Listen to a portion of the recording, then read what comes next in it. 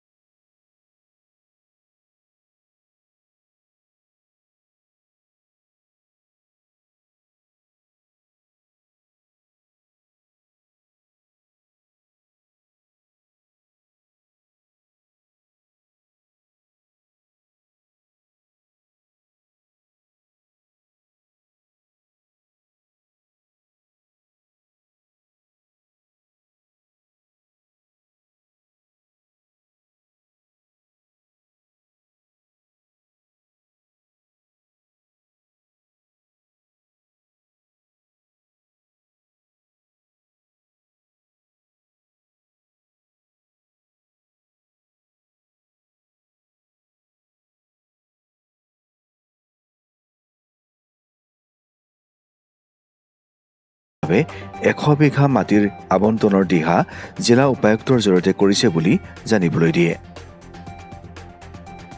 Mangaldai civil হস্পিটেলখন আমাৰ মঙলদৈ নহয়, ওদালগুৰি বা ওচৰ চুবুৰীয়া জিলাবিলাকৰ পৰা আমাৰ ইয়াতে পেচেণ্ট আহে, যিহেতু আমাৰ ডিষ্ট্ৰিক্ট হেডকোৱাৰ্টাৰ বা ডিষ্ট্ৰিক্ট আমাৰ হাইৱে ওচৰৰ হস্পিটেল।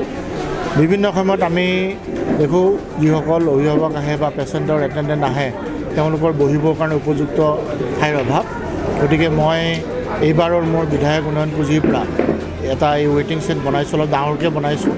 ইয়াত অৱশ্যে এখন ফেনৰ দৰকাৰ আছে আৰু খোৱা পানীৰ ব্যৱস্থা কৰিবলগীয়া আছে। সেইটো আজি মই আনুষ্ঠানিকভাৱে উদ্বোধন কৰিছোঁ আৰু কেইদিনমান পিছতে আমাৰ কেঞ্চাৰ হস্পিটেলখন উদ্বোধন হ'ব। কেঞ্চাৰ হস্পিটেলত কিছু কাম আমাৰ কৰিবলগীয়া আছে, এতিয়া মই পৰিদৰ্শন কৰিম।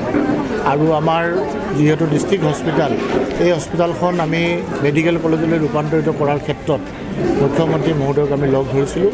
আমাৰ দৰং জিলাৰ 4গৰাকী বিধায়কে আমি একেলগে লগ কৰি তেখেতৰ লগত আলোচনা কৰিছিলোঁ আৰু ইতিমধ্যে তেখেতে 100 বিঘা মাটিৰ কাৰণে, যিহেতু মেডিকেল কলেজৰ কাৰণে মাটি লাগিব, 100 বিঘা মাটিৰ কাৰণে আমাৰ উপায়ুক্ত ডাঙৰীয়ালৈ লিখি দিছে। আৰু 100 বিঘা মাটিৰ বন্দোবস্ত হোৱাৰ পাছত আমাৰ কেঞ্চাৰ হস্পিটেল, চিভিল হস্পিটেল এনেকৈ মিলাই পাৰিলে এটা কেম্পাছতে আমি এখন চিকিৎসা মহাবিদ্যালয়ৰ ব্যৱস্থা কৰিব বিচাৰিছোঁ। এইবাৰৰ যিটো মোৰ উন্নয়ন পুঁজি মই পাইছিলোঁ, এই উন্নয়ন পুঁজি বিশেষকৈ মই স্বাস্থ্য আৰু শিক্ষাতে মই খৰচ কৰিছোঁ। এইবাৰৰ আমাৰ মঙলদৈ বিধানসভা সমষ্টিত যিমানকেইখন PHC, CHC, চিভিল হস্পিটেল অৱশ্যে এখনেই, আটাইকেইখনতে মই এনেকুৱা ৱেইটিং ছেট দিছোঁ। আমাৰ চিভিল হস্পিটেল বাদে বাকী হস্পিটেলবিলাকত ক'ভিডৰ কাৰণে যিবিলাক ভেকচিন ল'ব যায়, তেওঁলোকে ৰ'দে বৰষুণে থিয় হৈ থাকিব লাগে। গতিকে বাকী হস্পিটেলবিলাকতো মই এনেকুৱা ৱেইটিং ছেট দিছোঁ। আৰু আমাৰ 3খন মই এম্বুলেঞ্চৰ ব্যৱস্থা কৰিছোঁ।